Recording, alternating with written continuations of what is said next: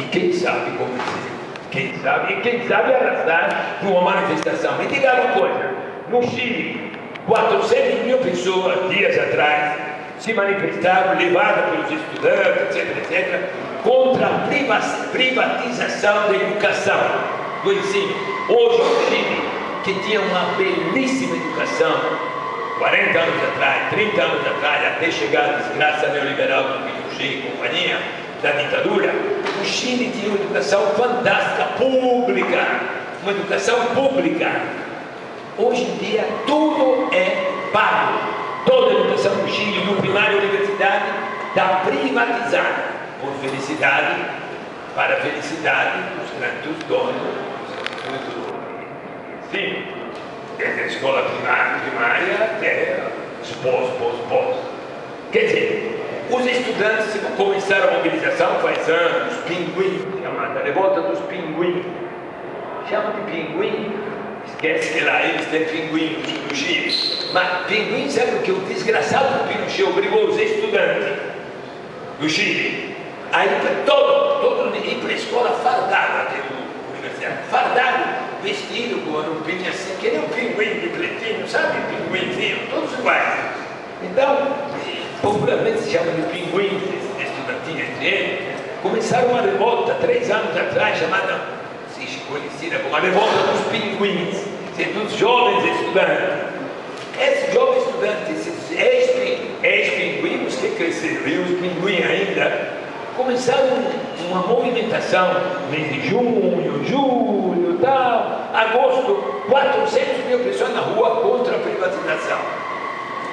Contra a privatização do ensino e arrastaram atrás de si um monte de velhote que não tem mais nada assim, são avós de pinguim, um monte de velhote, desde a minha idade, de 40, 30, né? Quer dizer, a população como um todo protestando contra todas as medidas neoliberais que desgraçaram o Chile. O Chile não tem mais saúde pública, acabou. Tinha uma saúde fantástica no Chile, pública. Agora, se você tem dinheiro, você é atendido na clínica quem quiser. É livre se tiver dinheiro. Se não tiver dinheiro, em inglês se fala fuck you. Mas não pode falar palavrões que a televisão está filmando. Mas em inglês pode, fuck you. Certo? Ou seja, dane-se, vai, não seja gentil. E você também pode escolher o seu plano de saúde, se não, fuck you. Essa é a lógica, acabou a saúde pública. E aí, 400 mil pessoas, os pinguins, jovens estudantes protestando contra a privatização do ensino e outros ex-jovens da sua idade já protestando contra a privatização da saúde, dos serviços públicos, afinal, contra as consequências, a retirada de direito, as consequências do projeto neoliberal que começou lá, com a ditadura militar, com os Chicago Boys, a Universidade Católica de lá, começou lá a desgraça. Lá no Chile, foi a primeira experiência de neoliberalismo que depois desgraçou o mundo todo. Fizeram um ensaio lá no Chile, depois espalharam, briga, a Margareta Thatcher, etc., invadiu o mundo. Então lá protestando contra isso. E aí, nós tivemos, na mesma época, nos mesmos dias, 100 pessoas aqui na Assembleia Legislativa, protestando, coitados, infelizes que foram lá, todo o respeito, todo o valor, aqueles 99 que foram lá, nós. Inclusive eu aqui. Aí uma das infelizes, não era 100? Não, era mais, Desculpe, disseram 100. Eu acho que deve ter chegado a 200, vai, você gentil, 200. Gente, que é 200? Mas não é isso só, no mesmo lugar onde vocês estão protestando contra a privatização da saúde, certo?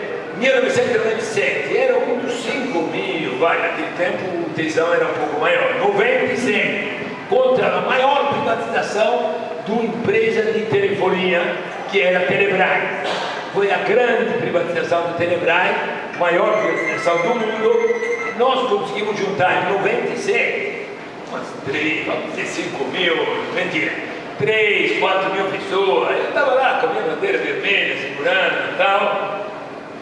Mas a população que passava não aderia. Eu lembro que eu observando, Eu não vi ninguém que estava saindo, sabe lá, da Menezes Corte, estava indo lá pegar as barcas, eu não vi ninguém que estava indo pegar as barcas. Eu vi a manifestação e parou para se integrar. Não vi ninguém, éramos nós e nós. Por que éramos nós e nós, que estavam 3, 4 mil naquela época? Antigamente, 1997, está lembrado? Aqueles tempos. E ontem eram 197, então. Não sei se 197, não é 200. Por quê? Porque nós acreditamos, não fazemos a nossa batalha da disputa de hegemonia. Como? Através da comunicação. Qual é o sentido da comunicação sindical? Esquece que estamos fraquíssimos, fraquérrimos na comunicação partidária. Fraquíssimo na nossa comunicação de esquerda. Ok, já vimos. Mas a comunicação sindical está nas nossas mãos, está na sua. Não é sua, coitado, estou pegando para visto que está perto. Nossa, dos nossos sindicatos. Não, qual é o sentido da comunicação sindical? Claro, é dialogar com os trabalhadores sobre seus interesses imediatos, concretos. O trabalhador quer saber de dinheiro no bolso, eu sei disso, ok? Quer coisas concretas, imediatas, quer o aumento, quer o anuênio, se for um funcionário público, quer o plano de carreira, se for um funcionário público, ok, temos que discutir sobre isso. Tem que ter um belo espaço no nosso jornal para falar de coisas concretas e imediatas. Mas nós, os dirigentes, não falo diretores sindicais, dirigentes desse movimento sindical, queremos mais do que interesse imediato, aumento concreto, queremos outra sociedade, como uma outra, eu tenho um nome, no mínimo, para ser gentil, uma sociedade socialista, no mínimo. Se queremos uma sociedade socialista, nossos materiais, nós tem que refletir isso, mas não com um discurso cretino no final de cada artigo. Viva o socialismo, viva a sociedade socialista. Daí, pela mostra, não convence ninguém. Mas mostrar o que? Sair do umbigo das nossas pautas, dos nossos jornais. Bancário, só falar de bancário, metalúrgico, só fala de metalúrgico, funcionário do SIMPA, só fala de funcionário armado, formador de funcionário armado, o outro só fala de previdenciário. Quem que vai falar do Brasil? Quem que vai falar da saúde que está sendo privatizada? Qual sindicato? Nessa semana, não adianta daqui um mês já foi. Inês é morta daqui um mês, já foi privatizada até a mãe dos hospitais daqui um mês. Agora, nessa semana, melhor, na semana anterior, qual dos nossos sindicatos colocou uma página sobre a privatização dos hospitais, que vai ser decidida agora aqui na Assembleia Legislativa, explicando como metalúrgico, arrastar 10, 20 metalúrgicos naquela desgraça da Assembleia. Senão, como é que vamos fazer? Mas para arrastar, o primeiro passo é mostrar, é a comunicação. Certo? Não é garantido que nós mostrando vamos levar 20 metalúrgicos, não é garantido, mas é o primeiro passo. Quer dizer, nós temos que mostrar o conjunto da sociedade. A nossa pauta tem que ser o nosso umbigo. Não pode só falar do que o trabalhador quer de imediato, dinheiro no bolso, aumento, melhores condições. Claro, isso tem que falar, óbvio. A luta sindical é imediata, concreta. Mas nós queremos alguma coisa a mais. Nós que não é todo central sindical, não é todo sindicato que quer. Tem sindicato que não quer absolutamente nada, tem central sindical que não quer absolutamente nada. Mas os que querem, as que querem, nós temos que mostrar como com a comunicação. Qual é o sentido da comunicação? Disputar uma visão de mundo, falar do racismo naquela novela, falar de novela. Qual sindicato está analisando a novela Fina Estampa? Qual sindicato analisa Insensato Bonação, aquela novela? Novela. Qual sindicato analisa o Fantástico?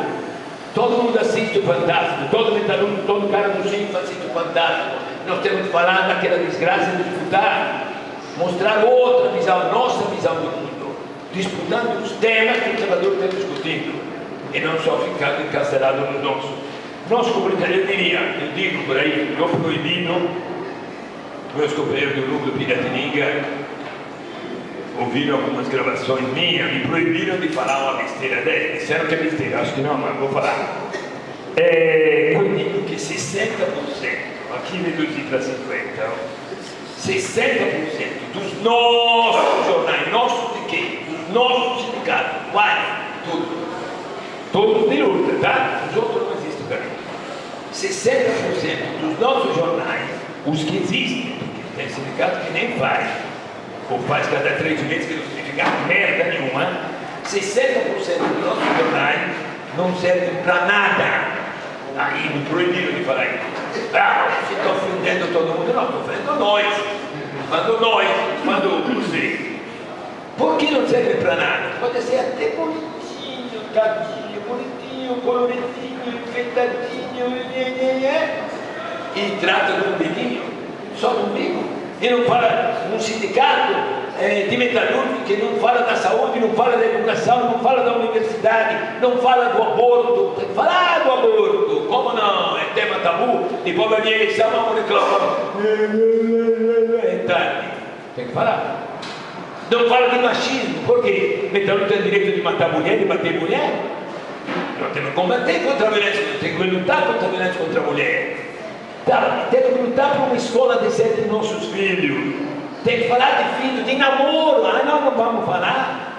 Como não vamos falar? Uma das coisas principais da vida, namoro. Não vamos falar de sexo, não. Vamos falar só de salário. E a disputa da hegemonia. A Globo fala de sexo, fala de aborto. Quer dizer, fala de tudo. E fala que está tudo bem, e fala que tem que matar negro, favelado, pobre, é golpe, o PP. Ela fala, não vamos falar de violência, temos que tratar da violência. É difícil, o problema é seu, vamos aprender. Daqui a pouco eu te digo. Eu fujo que nem o diabo da cruz de tratar esse assunto da violência, é muito complicado. Mas tem que tratar, porque o outro lado trata. Então, tratar todos os temas, e aí vem outras coisas. Tá, pode pagar. Um minuto. A discussão hoje em dia, aqueles 197 onde você estava, certamente todos eles, todos que estavam lá, foram bombardeados por dezenas de redes sociais, dizendo todo mundo na Assembleia Legislativa, vamos lá, manifestação, tal, todo mundo, não é? Os 197 que foram e mais 19 mil que não foram. Mais 197 mil que não foram, todo mundo. Ou as redes sociais. Na comunicação sindical nossa, para disputar por nossos inimigos, estou encerrando, não é ou isso ou aquilo, ou o rádio, ou a TV comunitária, ou o jornal, ou as redes sociais. É I. É o velho jornal, que ainda nós não temos. Não temos nenhum jornal.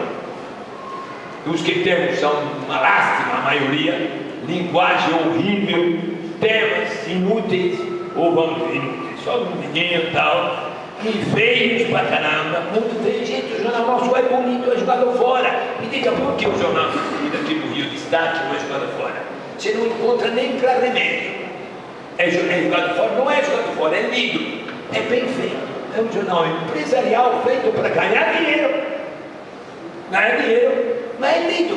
Tem gente que pega 2, 3 jornais para levar no seu trabalho. Sabe por quê? Eu perguntei. Por que você pegou esses 3, 4 aí? Ah, eu chego lá, todo mundo rouba, aí eu não consigo ler, todo mundo rouba o meu. Olha que bonito. Quem é que já roubou o seu jornal sindical?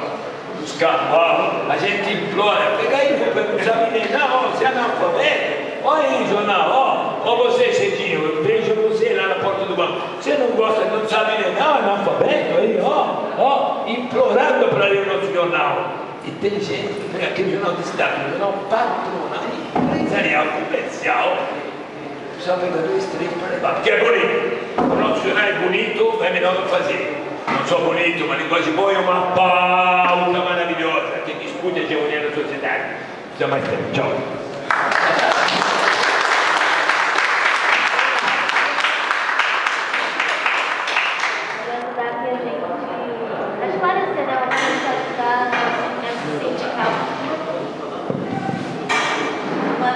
Vai chamar o Eduardo Navarro, ele é secretário nacional de comunicação da CTB.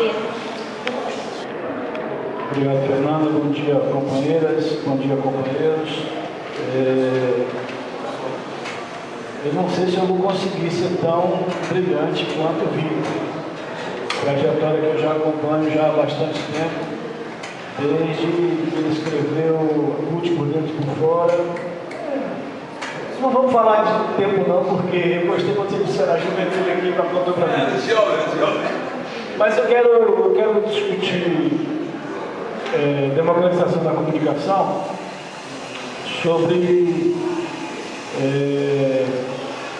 dois pressupostos diferentes. Primeiro, eu só entendo a discussão de democratização da comunicação num esforço da gente sair do gueto de comunicadores.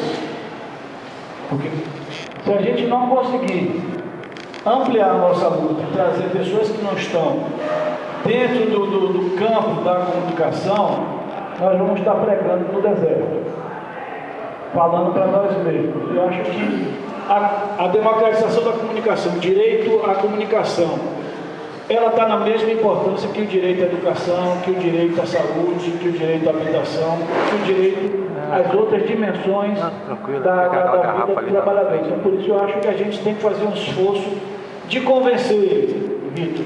Eu acho que você está corretíssimo. Eu acho que não é só falta de tesão, mas eu acho que é falta de compreensão da maioria, inclusive do movimento sindical, de qual é o papel que a comunicação tem nas nossas vidas. Nós que já estamos dentro do campo da comunicação, nós entendemos qual é o papel da indústria cultural, qual é o papel construído pela classe dominante que tem as novelas para induzir e para manipular a consciência dos trabalhadores. Então, penso que a gente precisa fazer um esforço de convencimento das nossas direções para sair de um debate guardado as devidas proporções, e me perdoem as mulheres, não é pejorativo, mas acaba dizendo que o debate de gênero é uma coisa só de mulher, o debate de raça é uma coisa só de negro, como o debate de comunicação, não. Manda aí a jornalista, manda aí o diretor de comunicação, porque o debate de comunicação é uma área muito restrita, e nós precisamos fazer esse esforço de romper um pouco e tentar convencer os nossos dirigentes, não só os diretores, mas os dirigentes, de que é importante a comunicação. Então, para mim, esse é o primeiro pressuposto na discussão da comunicação. Segundo, é um esforço também de construir, eu sei que existem pesquisadores, teóricos, que se debruçam sobre a construção de uma comunicação popular. E o Vitor é uma das grandes expressões hoje no país que defende uma comunicação popular. Ou seja, nós precisamos nos apetrechar de um arcabouço teórico que justifique a gente dizer, não, a Globo tem a comunicação empresarial pensada, elaborada, com muitos teóricos que saíram do campo da esquerda, estão a serviço do capital para pensar a comunicação do ponto de vista empresarial, do ponto de vista de classe, do ponto de vista não só empresarial, não só o jornal da empresa, mas a comunicação do ponto de vista de mercadoria, que é um pouco que eu vou tentar abordar aqui. Então, é um esforço. Tem um teatrólogo chamado Pirandello, Luiz Pirandello, que ele tem uma peça chamada 6 personagens à procura de um autor. Então, é um pouco essa necessidade de construção de um marco teórico numa comunicação popular. Como eu penso uma comunicação de classe, uma comunicação classista, eu tenho que partir de um referencial teórico, para mim, que ainda tem validade, que é o Barbudo, que é Marx. Marx ele foi teorizar sobre o capital, dizendo que a comunicação, ele fala, pelas poucas citações que ele tem de comunicação, ele fala de transporte e comunicação, no processo de circulação da mercadoria. Então, a circulação, nos seus primórdios, a produção dos seus primórdios, ela se dava naquela região, mas para ampliar a circulação era necessário o transporte e a comunicação para fazer, para que o consumo se realizasse, para que o consumo pudesse deslocar. Então, o transporte envolvia a parte marítima e a comunicação, inicialmente, cartas, etc. Mas a produção, para se realizar, ela precisava expandir. E a comunicação, juntamente com o transporte, assim dizia Marx, era necessário o deslocamento desse produto. Com esse deslocamento, a informação ela também passa a ter um caráter de mercadoria. Vou ser muito breve aqui para é uma discussão muito mais aprofundada, muito mais teórica, que eu acho que a gente precisaria de muito mais tempo para dedicar. Só quero demonstrar que a comunicação, nessa fase em que ela se transforma em mercadoria, ela deixa de ser uma comunicação entre duas pessoas. E que muita gente, não, porque nós precisamos democratizar a comunicação, porque as pessoas precisam se exprimir. Só que o capital não pensa dessa forma. Não é uma comunicação entre duas pessoas, como é seu nome, Fernando Brasil, meu nome é Eduardo. Essa comunicação é uma comunicação normal. O capital ela se apropria desta comunicação para valorizar a sua mercadoria. Então, quando você vai comprar alguma coisa, é um ato de comunicação. Você saber quanto é o preço, como foi construído aquele produto, saber se você tem condições. Então, as relações de mercadoria, ela também tem uma parte de comunicação. Em outros momentos, a própria comunicação, ela se transforma em mercadoria. E aí, aqui vai ser muito breve. Deixa eu ver se eu consigo pescar aqui alguma coisa para ilustrar. Ela pode ser manipulada na confecção de um determinado produto. O capital ele se utiliza de uma informação privilegiada. E a publicidade que é gerada disso, ela distorce a realidade. E com a força de correção do Estado, é possível subverter os valores do produto. De forma muito resumida, porque aqui eu precisaria de bastante tempo para aprofundar essa visão de informação como mercadoria, o movimento de racionalização e burocratização do processo de trabalho é um momento para a construção de uma base comunicativa para o capital, no seu processo de valorização. Ou seja, se nós pudéssemos aqui gastar mais tempo para afirmar esse caráter da informação como um produto, como a produção do capital, nós vamos ver que esse mesmo capital ele vai precisar construir uma base comunicativa para que seu processo, para seu capital, possa sofrer um processo de valorização. E é justamente nessa passagem, esses instrumentos que o capital ele vai desenvolver para se utilizar de melhor forma dessa informação. Se a gente pensar que a empresa a expansão da grande empresa capitalista, capital financeiro dos Estados nacionais, empenhados na concorrência capitalista internacional, exigem condições técnicas adequadas que incluem o aperfeiçoamento dos meios de comunicação à distância. Então, o telégrafo foi utilizado, desenvolvido para que o grande capital pudesse expandir. O rádio foi desenvolvido para isso. O telefone foi desenvolvido para que o capital pudesse se expandir. Satélites, sistema de comunicação, internet, todos eles foram pensados para a maior circulação da informação no interesse do capital produtivo e financeiro. O rádio foi inventado para aproximar as pessoas. Não foi. A internet foi inventada para aproximar as pessoas que moram distantes. Não foi. A internet, o rádio, o telégrafo, os satélites foram criados para justificar o processo de circulação da mercadoria, para romper barreiras.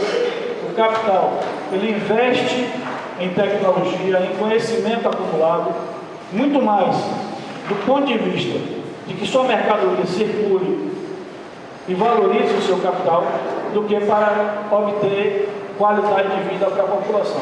Essa aqui é a discussão, na minha opinião, mais aprofundada.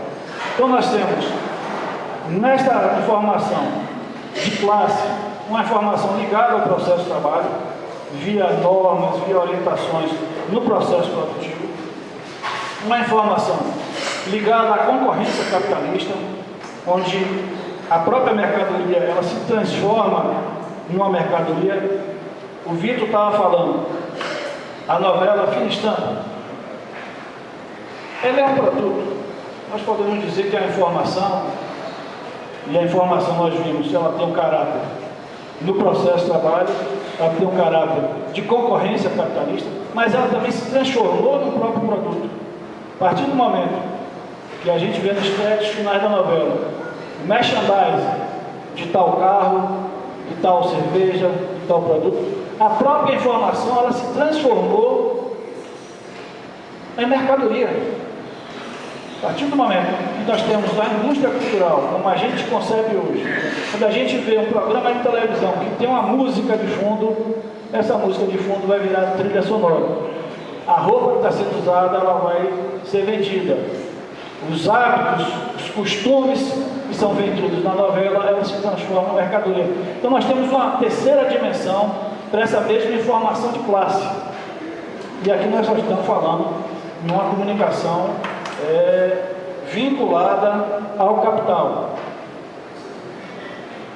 Quanto tempo eu tenho, Fernando? Uns 15 minutos. Então vamos ter que pular aqui algumas coisas. Eu disse que o capital, ele também, na sua concorrência, na sua expansão, ele se utiliza de alguns instrumentos concorrenciais. Um deles é a publicidade e o outro é a propaganda. A publicidade, ela vai beneficiar um capital em detrimento do outro. Porém, o mais grave, e aqui a gente retornando à nossa análise sobre a comunicação, a publicidade, ela vai gerar um estilo de vida. O capital se utiliza da publicidade para induzir o trabalhador em um estilo de vida. E aqui fazer igual a vida. Eu não quero entrar na polêmica se é rock, se é samba, se é forró, se é isso e aquilo. Mas a mídia, uma novela recente, estava falando sobre o mundo árabe, implantando o estilo de vida do mundo árabe. Passamos a usar calça jeans a partir de um estilo de vida determinado pelos meios de comunicação, que o estilo de vida americano era o melhor, que o rock era melhor, que o blusão de couro era melhor.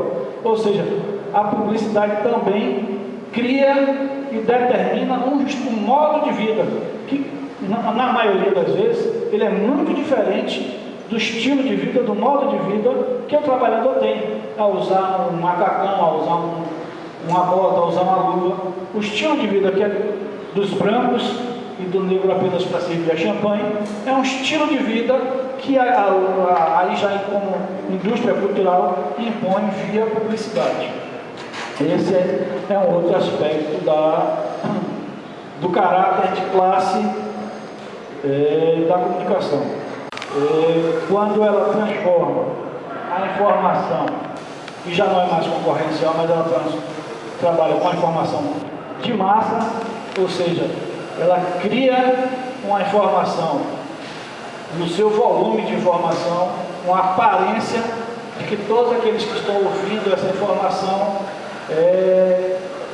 está havendo uma democratização da comunicação pelo volume de informações.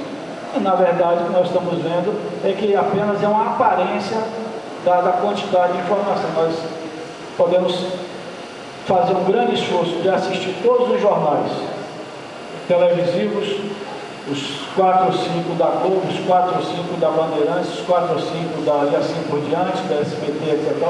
E todos vão reproduzir a mesma informação, que a tal manifestação, em vez de 80 mil, por exemplo, a Marcha das Margaridas, tiveram apenas 15 mil. E essa quantidade de informação, essa diversidade de comunicação, de órgãos falando diversas abordagens, vão acabar nos convencendo que realmente tiveram 15 mil e não 80 mil, que aquilo ou que as manifestações de Londres, agora recentemente, foi ato de baderneiros, e que não foi a expressão de uma juventude que tem 47% de jovens sem perspectiva de futuro, porque não tem emprego, tem 47% desempregado. Então a versão e essa aparência de igualdade é colocada para nos convencer. Por maior quantidade de informação, a base da dominação não desaparece. E aqui está um dado concreto. o público está privado de informação substancial e permanece impedido de difundir suas próprias mensagens pelos meios de comunicação reservados ao capital. Eu acho que aqui é um ponto chave para a gente entender uma comunicação, uma democratização de comunicação do ponto de vista mais popular, aí mais sindical, mais partidário. Nós temos nos canais abertos 4 ou 5 canais que tem não sei quantos programas de jornal. Nós temos ainda canal fechado, nós temos aí uma multiplicidade de ofertas, mas todas elas apenas com um único enfoque, um enfoque do grande capital. Os trabalhadores não têm seus próprios meios de comunicação em que possam vincular, que possam publicizar informação substancial. Né? E aqui é um pouco que o Vitor falava. Mesmo aqueles que nós temos falam apenas do umbigo. Então, penso que o processo de democratização, e aqui tentando avançar mais para o debate da democratização, penso que essa é a questão central. Nós precisamos pensar uma comunicação não na sua quantidade, mas na sua qualidade. E a qualidade se refere à informação de classe, uma informação classista do ponto de vista dos trabalhadores, já que os trabalhadores eles são negados à informação. A única informação que vem é do direcionamento da produção, da manipulação da sua consciência. É preciso produzir uma comunicação de classe, mas que inverte essa lógica. Não que a gente deixe de assistir televisão, mas que os nossos meios de comunicação, uma comunicação alternativa, uma mídia alternativa, ela possa gerar uma comunicação substancial, uma comunicação de massa. Esse processo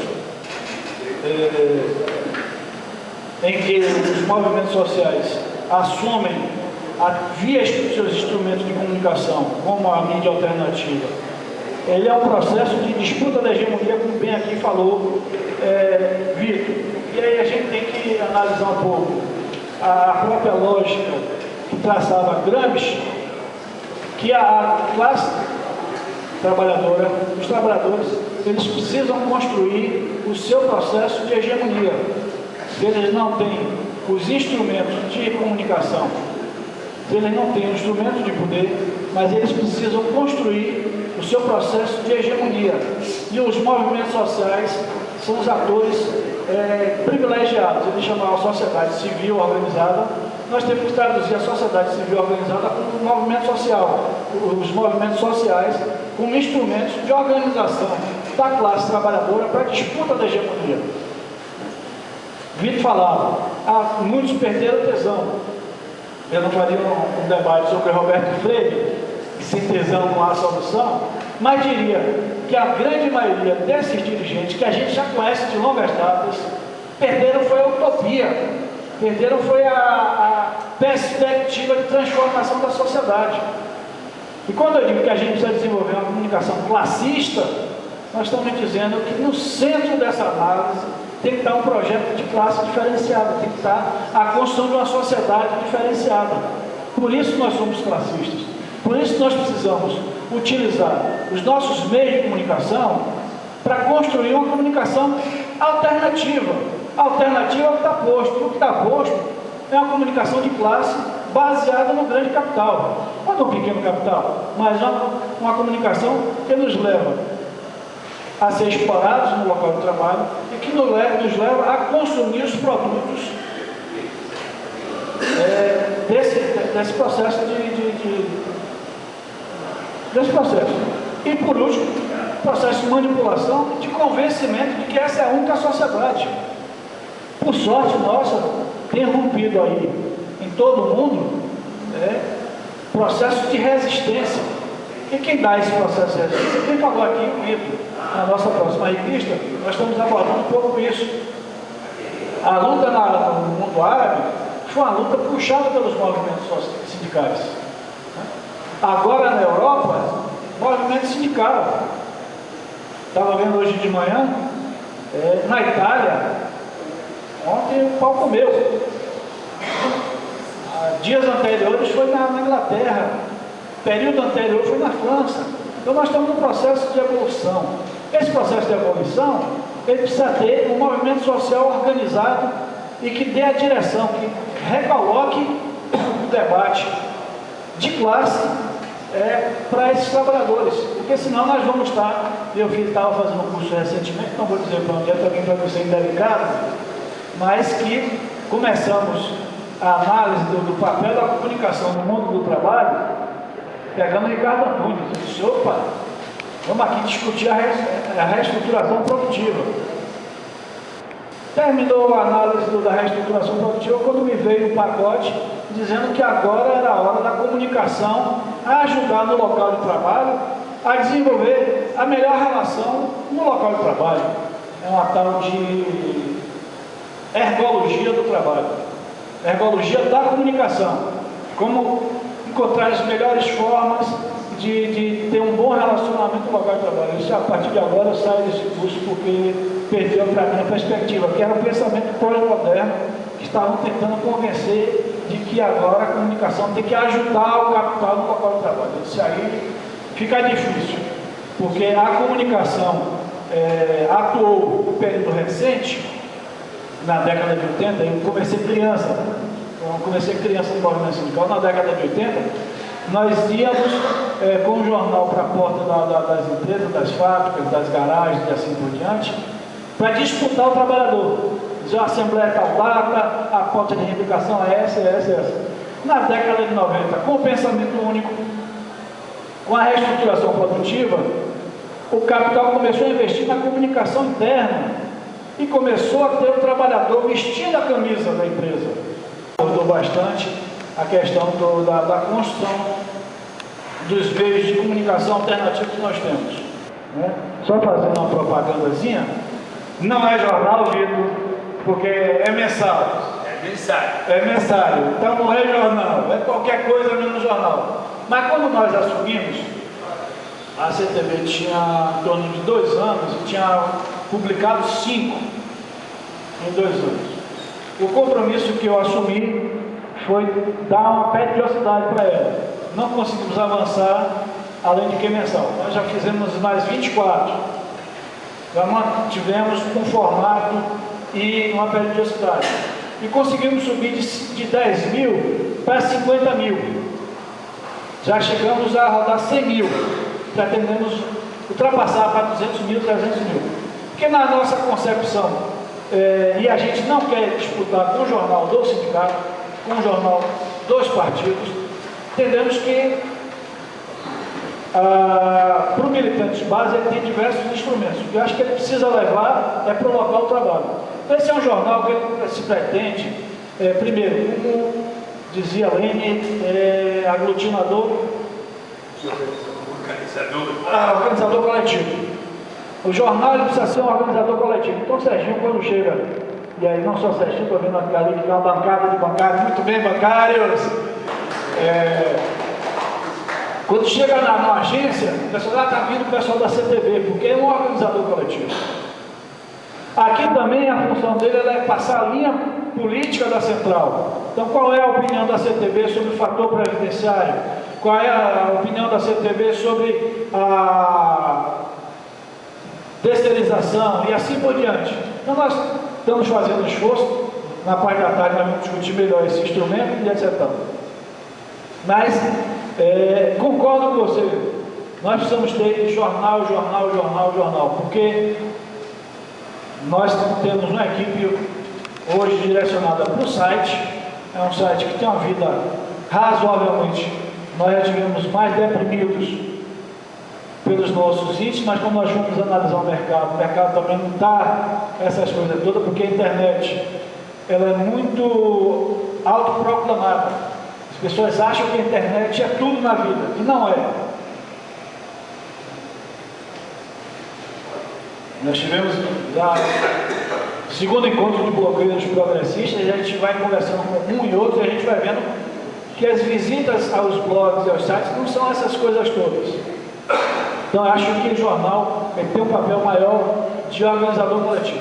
E, além disso, nós temos uma revista, essa é trimestral, e aqui o papel dela é muito mais de formação do que de agitação. O papel mais de agitação seria no jornal. Quem sabe um dia nós poderemos ter um jornal diário. Acho que o esforço de identificarmos, primeiro, que os sindicatos eles precisam investir pesado na comunicação, porque hoje o debate, como eu falei anteriormente, quem disputa a cabeça do trabalhador hoje é a empresa. O sindicato que se iluda achando que botando um jornal de vez em quando chamando para uma assembleia e a assembleia vai definir a greve, que nós estamos fazendo o movimento sindical. Hoje quem faz o movimento sindical é a empresa. Não é à toa que uma grande parte de sindicalistas hoje são dirigentes das grandes empresas.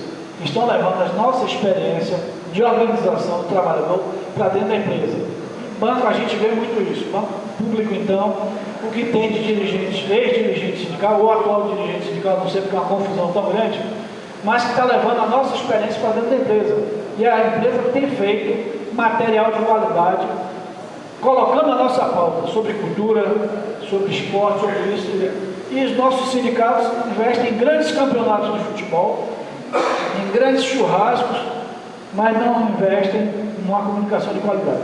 Eu penso que a discussão, para finalizar, que a discussão sobre a democratização da comunicação, ele tem que romper, em primeiro lugar, o gueto da comunicação, ele tem que chegar a toda a diretoria, senão a toda a base do sindicato, ele tem que ter investimento e ele tem que ter uma linha editorial que espelhe a luta de classe que nós vivemos na sociedade. Muito obrigado.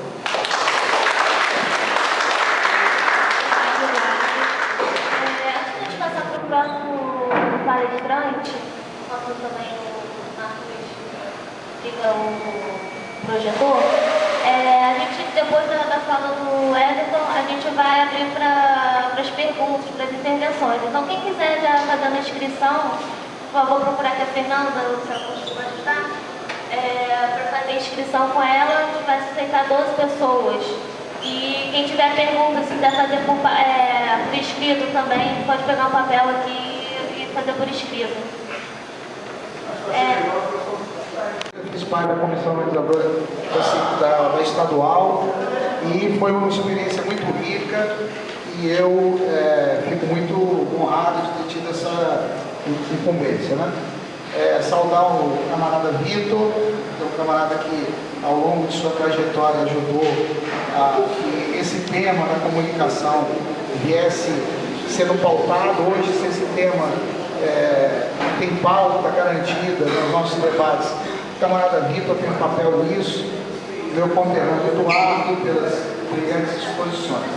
Eu, camaradas, vou tentar abordar a coisa do ponto de vista da imprensa sindical como parte da luta contra a hegemônica. Não é isso? Como o Vitor disse, nós não somos isolados. O movimento sindical faz parte da luta contra a hegemônica. E o que é a mídia hegemônica? Passa o próximo. A mídia hegemônica, companheiros, são grandes conglomerados de comunicação nacionais e estrangeiros que controlam a maior parte do fluxo de informações que circula no mundo, através de TVs, rádios, internet, cinemas, livros, peças de teatro, games, etc. Passo próximo. Quem são os chamados, essa chamada mídia hegemônica? Quem são eles? Eu aqui não botei por ordem, eu listei algumas das maiores, as principais, sem ordem de primeiro esse, segundo esse, porque varia muito de acordo com cada fonte. Cada fonte diz que um é primeiro, outro é segundo. Mas temos aqui a Time Warner, que controla a CNN, Cartoon Network, Warner Bros, Time, Fortune. Temos o Walt Disney, que controla estudos de cinema, parques, rede de TV ABC, ESPN. Tem a News Corporation, que a maioria das fontes indicam como o maior conglomerado de comunicação do mundo, que pertence a Robert Murdoch, esse que vocês acompanharam, que os jornais, que controla jornais sensacionalistas na Inglaterra, sendo que de maior tiragem fazia, grampeava telefones de autoridades e personalidades para conseguir informações exclusivas. Vejam vocês o caráter dessa gente, como é que eles agem. Então ele controla estúdios de cinema, canais de TV, canal Fox, jornais tradicionais, Wall Street Journal, New York Post, The Times, Extensão, TV por assinatura, Sky Direct TV. Temos a CBS, que controla a maior rede de TV aberta dos Estados Unidos. Temos a Viacom, que na verdade era a proprietária da CBS, separou, hoje controla a MTV e Paramount.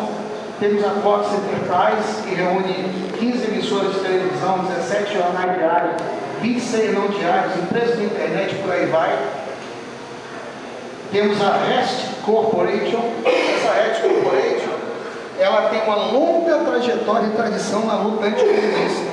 Desde a década de 20, eles chegaram a flertar com o nazismo, divulgar ideias nazistas nos Estados Unidos e no mundo. Depois começaram a campanha difamatória do socialismo, porque essa Hearst Corporation até hoje continua muito grande, muito influente, e com a longa trajetória, como todas as outras, ela tem uma tradição de luta ferozmente antissocialista, anticomunista, e controla TVs, rádios e jornais. Temos a NBC, Universal, grupo controlado pela Comcast, com 51% pela General Electric, que reúne redes de TV, parques temáticos, estúdios da Universal Pictures, além de canais por assinatura e a rede aberta em espanhol Telemundo. Temos a Sony, até ali, todas as empresas que eu citei, esses conglomerados, são conglomerados americanos. A Sony é japonesa. Ela controla a Columbia, a Tristar, a MGM, canais por assinatura, os famosos, a XN, Max. Temos, na Itália, a Mediaset, que é propriedade do primeiro-ministro, Silvio Berlusconi, que controla a rede de TV aberta na Itália e Espanha, canais por assinatura, produtora de filme Medusa, grupo editorial Mondadori, tradicional Teatro Manzoni em Milão, e controla o Milan, né? É proprietário do Milan também. Temos a Naspers, que é sul-africana, que também foi, a Naspers, você vai ver na gênese desses conglomerados. A Naspers foi um dos sustentáculos do odioso regime do Apartheid. Era um dos sustentáculos do regime, essa empresa. Era forte, possui editoras, TV por assinatura, inclusive em países africanos, na Europa, na China. E no Brasil, tem 30% da Abril, que edita a Veja. Você vê, eles procuraram justamente porque a extrema-direita mais é aqui a Veja. Investir na Veja, tem 30% da editora Abril. E 95% do Buscapé. Temos a Televisa, que é o maior grupo de comunicação espanhol em espanhol do mundo, é mexicano, controla 5 redes, TV aberta, dezenas de rádios, produtoras de filme, gravadoras, proprietária do maior estádio do México e de 3 times da primeira divisão, inclusive do América do México, do Cabanhas, que dominou o Flamengo, se se lembra do Cabanhas. Ele é proprietário de 3 times da primeira divisão. E quais são os gigantes brasileiros? Hoje, 5 famílias controlam o grosso da comunicação. A família Marinho, Globo, Saad, Bandeirantes, Cívica, Brito, Frias, Folha. Algumas famílias, nesses últimos 20 anos, entraram em decadência ou desapareceram, estão em crise. A Globo desapareceu, o Nascimento de Silva desapareceu, a Mesquita, a família Mesquita do Estadão estagnou, está com uma crise há algum tempo. E novos grupos surgem. A RBS, a Rede Record, controlada pela Igreja Universal. A RBS é forte lá na região sul.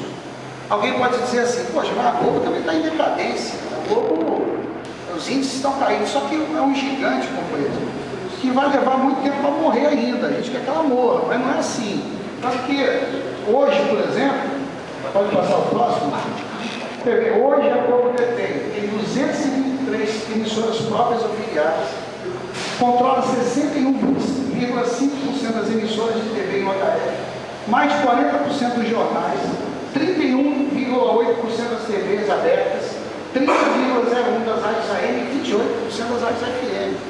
Então em termos de Brasil, um conglomerado fortíssimo. Esses conglomerados estrangeiros e nacionais, eles controlam quase que a totalidade das informações que circulam no mundo. Isso para a gente ver o tamanho do nosso inimigo.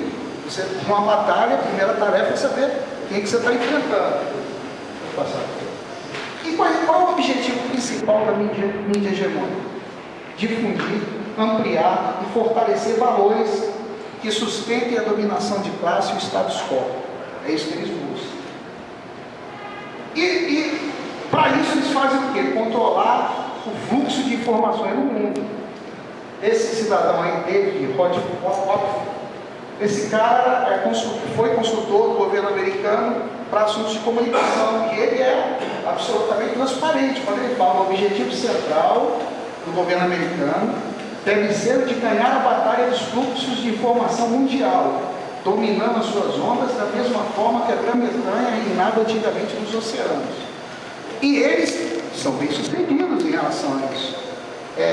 Um estudo recente da ONU diz que 85% da informação que circula no mundo provém dos Estados Unidos. Só a CNN, na sua sede em Atlanta, consegue atingir 1 bilhão de espectadores. O que a mídia hegemônica diz de si mesma? Diz dela mesma. O que ela diz dela mesma e não admite discussão?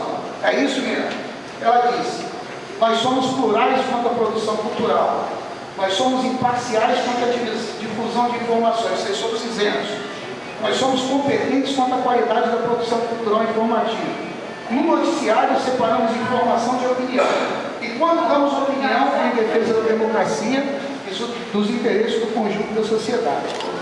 Companheiros, sem nenhum sectarismo, isso aqui é um conjunto de mentiras absolutas. Não tem aqui um pingo de verdade.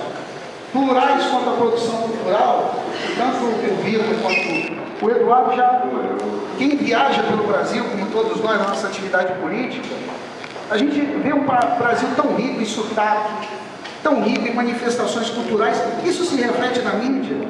Não, companheiros. As novelas, os programas, os tipos, é tudo pasteurizado. A Globo tenta transformar o Brasil num grande Leblon. E os Estados Unidos tentam transformar o mundo numa grande Miami. Quer dizer, não tem nada de pluralidade. Eles são competentes, somos competentes com a qualidade da produção cultural informativa. A indigência da programação dessas redes de TV é uma coisa que salta aos olhos. Alguém pode argumentar, mas o povo gosta. Mas aí me lembra o Ariano Suassuna, que deu entrevista dizendo assim: eu fico com raiva quando dizem que cachorro gosta de osso. Só dá um osso para ele, experimente carne. É carne que ele vai comer. O povo está acostumado ao que oferece a ele, se adequa a isso. Agora, se você oferece alguma coisa de qualidade, que ajude a elevar o senso crítico, que ajude a despertar novas visões de mundo, que ajude a ampliar os horizontes das pessoas, leva tempo, mas a pessoa vai se acostumar com o que é bom, que o que não é oferecido. Nós fomos imparciais quanto à difusão de informações. No noticiário separamos informação de opinião. Quando damos opinião em defesa da democracia, é isso, companheiros. Brasileiros sabem na pele que isso não é verdade. A mídia hegemônica, Folha de São Paulo, o Globo, apoiaram abertamente a ditadura militar. Abertamente, entusiasticamente. Diziam que no Brasil havia democracia relativa. Outro dia, e vocês, nós que fazemos um movimento social, nós sentimos na pele isso todo dia. Aquela líder chilena, Camila, né? Camila Vilejo, parece. Estava vendo a entrevista dela, não é entrevista, ela estava dando depoimento na Comissão de Direitos Humanos da Câmara. Aí um deputado lá do PSDB foi fazer uma provocação e disse assim: ô Camila, por que lá no Chile os estudantes saem à rua para protestar contra a corrupção e aqui no Brasil a mídia pede, a mídia clama e os estudantes não vão para a rua contra a corrupção? Aí ela, muito irônica e muito inteligente, falou assim: olha, primeiro, no Chile, a mídia, nós não vamos para a rua contra a corrupção, nós vamos para a rua para mudar o sistema de ensino, como disse o Vitor. A bandeira não é essa, a bandeira é lutar contra o sistema de ensino. Segundo, a mídia lá dá pau na gente dia sim, dia também. E aqui no Brasil, acho que estão encontrando um motivo para dar pau também, porque eu vou para uma manifestação da UNE agora, também para conseguir melhorar o sistema de ensino. Quer dizer, o negócio deles é de qualquer ângulo isolar, estigmatizar o movimento social. Então, quando o movimento social apoia governos populares, é vendido. Quando o movimento social faz protesto contra governos conservadores, é inconsequente, é baderneiro. Quem aqui, companheiros, se lembra dos mais velhos, não falo do Eduardo que é mais novo, mas eu e o Vitor vamos nos lembrar, esse negócio da manipulação midiática obedece a códigos rígidos. Um exemplo que me marcou na minha militância, foi na questão da Nicarágua. Na Nicarágua, isso ficou bem claro, como os códigos são rígidos, existe uma direção única, hegemônica, e que o Brasil segue, que a mídia do Brasil segue. Na Nicarágua, os sandinistas em armas lutando contra a ditadura de Somoza. Cara, consegue derrubar a ditadura de Somoza. Consegue derrubar a ditadura de Somoza, o Ortega assume o governo, os Estados Unidos começam com seu ato terrorista, coisa impensável para uma sociedade, para uma humanidade livre. Minou todos os portos da Nicarágua, você lembra, amigo? Todos os portos. Nenhum navio podia chegar perto da Nicarágua para levar nada. Começou a financiar grupos de mercenários chamados contas. E isso, junto com a guerra incessante que eles promoviam, de cerco, de informação, começou a criar uma instabilidade, pressionado, certo ou errado, o governo sandinista cedeu a pressão e falou assim, vamos chamar a eleição, chamar a eleição para legitimar o governo revolucionário. E o exército já era dos sandinistas, o exército sandinista no poder e começou o processo eleitoral. Só que era tal o apoio popular aos sandinistas, que todas as pesquisas que essa mídia fazia apontavam a vitória dos sandinistas.